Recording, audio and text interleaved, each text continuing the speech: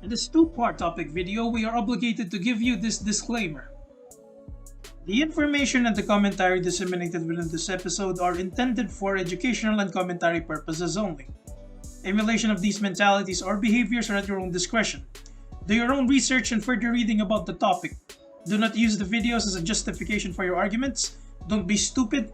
Don't be a f***ing neat. Get a job.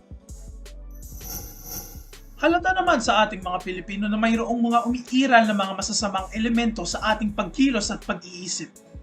Sa kabila ng imahe na ang Pilipino daw, ayon sa tradisyon, ay may likas na karangalan sa trabaho at sa kapwa, at pagpapahalaga sa pamilya at bayan. Maaaring noong kapanahunan, ang mga prinsipyong ito ay mas nangingibabaw. Ngunit ngayon, miski ang paniniwala natin sa pamilya, ay siya ding napunta sa pagkabulok at nauwi bilang isang paraan upang matupad ang mga materialistikong interes. Habang ang mga Pilipino ay patuloy na nananatiling ignorante at kung kadalasan ay malatraidor sa bayan ng estilo. Napakakapal ng mga muka ng mga tao sa Pilipinas na may lakas loob na tawagin ang mga sarili bilang mga Pilipino kapag may isa sa kababayan natin ay sumikat o naging matagumpay sa ibang bayan, habang nagiging aktibong taksil at hipokrito naman dito sa inang bayan. Yung mga tipong, ayaw ko na sa Pilipinas, ikinihiya ko na sarili ko dahil Pinoy ako. Sana naging Koreano, Hapon o Kano na lang ako. Tapos, kung nakitang nanalo si Pacquiao, Pinoy pride ang mga deputa. Tignan sana nila sa kanilang salamin ang kanilang mga muka at sarili upang pandirian nila kung sino sila. Partida meron nga sa atin ay ipinagmamalaki na sila daw ay lahing Kastila, Banyaga o Kuno. Pero kung sa tutuusin, mas maitim pa sa taing babad sa araw ang kanilang kutis at balat. At hindi lang iyan, madami pang mga bagay-bagay na nauuwi sa kabulukan na kung dati mga prinsipyong makahalaga. Habang mayroon din na pang-uugali na sadyang pangit, ngunit laganap sa ating lipunan.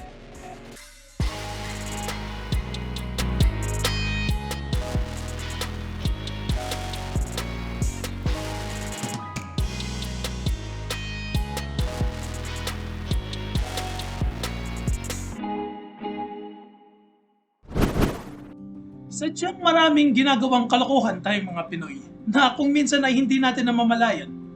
Sometimes these toxic values become part of our value system, thus being ingrained in our culture.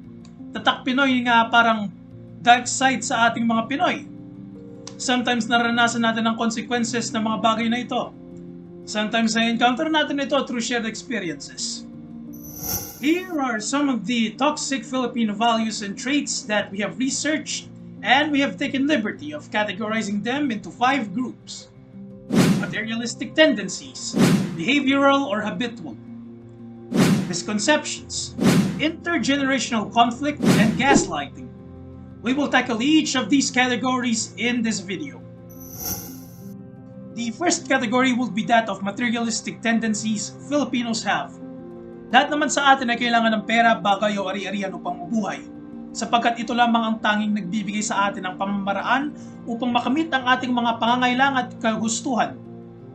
However, there are times na kung paminsan ay sumusobra na ang ganitong klaseng pang-uugali sa punto na sadyang kawalang hiyaan na ang ganyang klaseng gawain. Mahirap mamuhay sa Pinas. Totoo yan at likas sa atin na maging madiskarte na paminsan ay napipilitang kumapit sa patalim. Which is often wrong, though you can see why people do it out of desperation.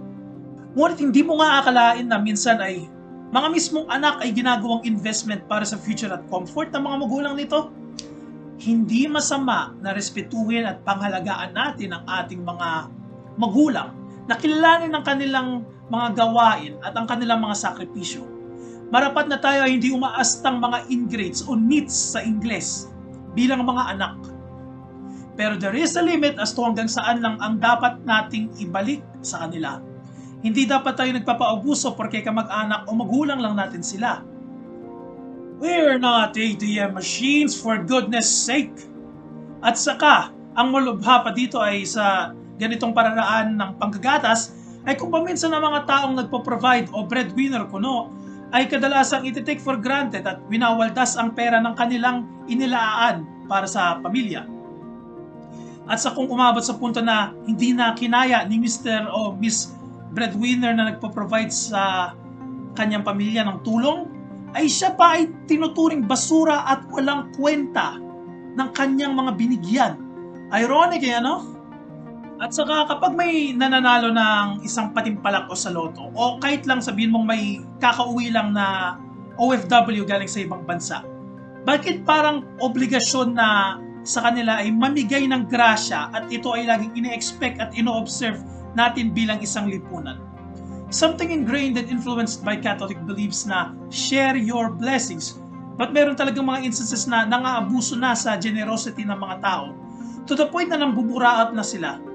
Extortion much? Basically, ang general theme ng kategory na ito is the traits and values that we commit either unconsciously or otherwise. We do it because it has something to do with favors, benefits, or even outright exploitation and corruption. And now we move on to the next category. Madalas sa ating mga Pinoy na may mga nagagawa tayong mga kalokohan o yung mga kaugalian araw-araw. Minsan on purpose, minsan hindi na natin namamalayan na masama pala ang dulot ng mga toxic behaviors na ito.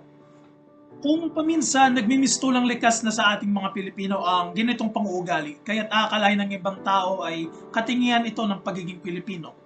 Sa totoosin, ang mga ganitong mga pang-uugali ay naaayon sa kategoryang behavioral habitual, na ay isa sa mga tanging nandudulot ng mga malaking problema sa ating lipunan, dala ng kasaysayan at ang mga impluwensya na ngayon nakatatak na sa ating isipan bilang mga Pinoy. Di natin mamalayan na nadadaanan na pala natin yung mga ebidensya ng ating natural na pagiging pasaway. Kaya talagang hindi natin maikakaila na tayo rin ay nagiging pasaway kung ito ay nagpapadali sa ating buhay. Kaso, nilalabag naman natin ang pinakasimpleng paggalang etiket, tulad ng bawal umihi na hindi masunod-sunod. Parang walang tayong konsiderasyon sa paligid o ating mga kapwa.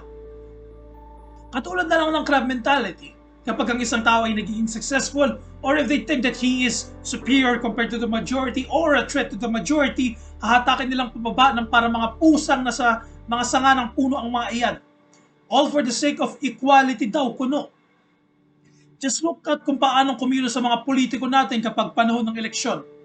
If their pride, self-esteem, or just ego is under threat, maninira sila ng mga mas nakakalamang ng kapit sa masa at sasabihin nilang black propaganda lang yan, mga sinungaling yan, and so forth. Yawa! This is bad crazy! It may also have something to do with our inferiority or superiority complex, but to be honest, this is a hindrance to progress kasi this is an intimidation tactic para hindi nila mailabas ang kanilang 100% lakas. Gusto mo bang makita ang aking 100% lakas? Ang pakikisama mentality ay matuturi ding isang uri ng crab mentality. Kumbaga kapag may isa sa friend group mo ang nakakaangat, mapipilitan ang isang kaibigan na iyan na ibaba ang kanilang sarili for the sake of blending in and this false sense of humility. Sometimes maaring ginagamit ito ng isang grupo bilang gaslighting at sasabihin na parang hindi tropa to and such. These are but the few yet prominent examples of toxic behavior that we as a society exhibit. There are more instances, but what the general theme of this category shows are the recurring pattern of behavior that is often attributed to the mentalities of Filipinos for the sake of convenience, furthering their interests and hindrances to progress. Another category is that of misconceptions, something related to our mentalities and sentiments towards something. Sometimes it is picked up through social interactions in our everyday lives, sometimes through our observation of things. Maybe it is taught by the education system, by our elders, or maybe just observed by the general consensus of the society. An example of widespread misconception in society ay patungkol sa maaaring kikitain at future prospects sa loob ng isang partikular na karir. Madalas mamaliitin ng mga trabaho tulad ng mga artist o tigaguhit, pati na rin yung mga nasa technical vocational careers. Sasabihin sa iyo, "Uy, ikaw, wala kang bang papala dyan?" O, "Anong kikitain mo dyan?" O di kaya, "May future ka ba dyan?" Speaking of mockery of somebody taking a niche career, pa-English ka pa. Bawasan mo nga. Ito ang isa sa mga katangiang nagsisilitawan kapag may nagsasalita ng wikang Ingles. Di mo mawari kung ano nga ba ang sentiment ng mga Pinoy patungo sa wikang Ingles. On one hand, titignan ito bilang isang basehan ng kahusayan ng mga individual. Habang kung paminsan ay titignan ka bilang isang pretentious na tao kapag ito ay iyo'y bibigkasin. Sadyang pangit ang standard ng ating bansa sa batayan ng pagiging henyo. Well, bakit ba tayo magugulat, especially na sa bansa tayo na may mababang IQ? And this made us think of another example that is more egregious to our mental being. No, not that one. This one. Nay. Yung depression, gawa-gawa lang ng mga tao yan. Gawa nila sarili nila. Our mental health is heavily taken for granted and often stances towards it are apathetic and based out of ignorance, such as the case with Joey De Leon a few years back. You'd often see boomers saying that this mental health is nothing more than a hoax, that it's somehow an excuse since we're incapable. Talagang tinanghal na henyo master pero wala naman empathy. May ganon? You can quite see how out of touch the previous generations are to modern day realities and findings. At hindi full-on solution ang Dolomite Beach! Jeez! Well, to be granted, hindi kasi ganon ka-aware at ka-develop ang mga notions tungkol sa ating mental health. Lalo na kapag may problema, you'll be redirected to religion or something to hold on to, or just apathetically say, "Man up, magpakalalaki ka, huwag kang b***." Such toxic positivity is another reason why our notions of mental health are quite dangerous. It's true, we sometimes need to toughen up since life won't be any merciful to us.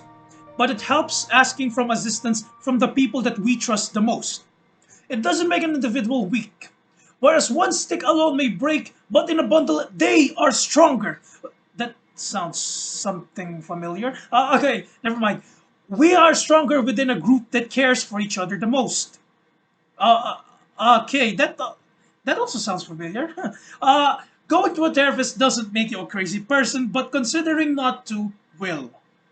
We mentioned earlier that the previous generations are out of touch and maybe also out of time to the modern day realities. Well, there is more to come to the next category. Intergenerational conflict. Every time you're trying to make an argument with the elders, if they are in the edge or sometimes not, their arguments will be summed up to these. Bawal ka mga twiran kasi mas matanda ako sa'yo. Or, wala kang galang. Wala kang modo! Pinalaki pa kitang ganyan! Hindi ako nagpalaki ng anak na bastos! This is one of the many instances that filial pity or the ultimate respect to the elders is upholding in arguments.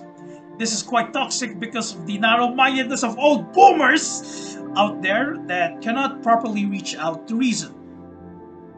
There's this certain level of entitlement propagated that will rival that of your typical marites within a store.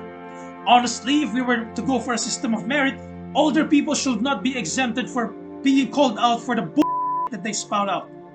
Insofar kung tama naman ang mga pinagsasabi, hindi dapat sinasilence kung sino man may nais sabihin dahil disrespectful ito sa kanila. And also, there is the time machine. No, not that kind of time machine, this kind of you know those moments where old boomers will reason out if you have something not going your way, like the ever-increasing prices of goods or how difficult your job is? This is outright being out of touch sa side ng mga boomers. Noong panahon namin, pwe! You are not part of the history book, alright? Baka basagin ko pa ang gasera sa ulo mo, Since gasera naman yung pinag-uusapan natin, have you ever heard of gaslighting?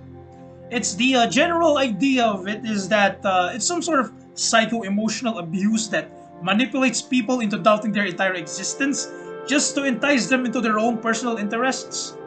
You might have experienced it, I don't know. Basically, ginagawa ito para mas madaling i-manipula ang isang individual na gawin ito ang interest ng manipulator o evade. Halimbawa, tignan mo ang mga galawan ng mga sad boy sa fb.com. Kung wari, depressed, tas kakalikutin yung empathy ni girl. Kung sa pogi, oo. Pero sa amin, hindi.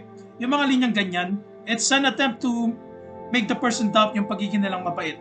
Pero, alam naman natin, ang totoong habol dyan ay, nutsang naman, di ba?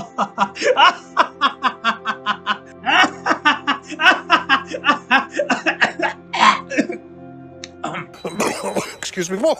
Napansin mo ba na kapag pinapagalitan ka ng mga magulang mo ay sinasabihin ka at some point na, bakit di ka na lang maging katulad ni ganyan? Di ka na lang maging katulad ni ganito? Di mo gayahin pinsan mo? Di mo gayahin yung tito mo? Hindi mo gayahin yung kapitbahay natin na mayaman? Ito ang truly na common example ng gaslighting na kahit sa ating tahanan ay nasasaksihan o nararanasan. It's either you did something wrong or something wrong happened kapag sinasabihan ka nito, but I digress. It is absolutely natural for parents to correct their children whenever they do something wrong. That's vital for a child's character development in terms of discipline.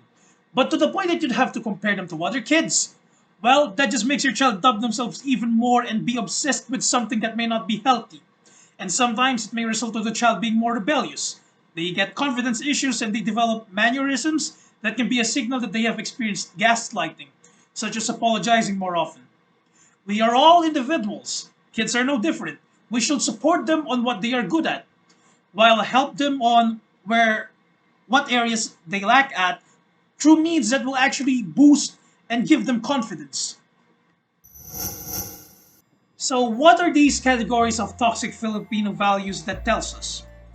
That the various toxic values which have existed and thrived in our society over the years and through the shadow of the various points in our history has either been a hindrance to the progress of our society or hampering the personal development of an individual.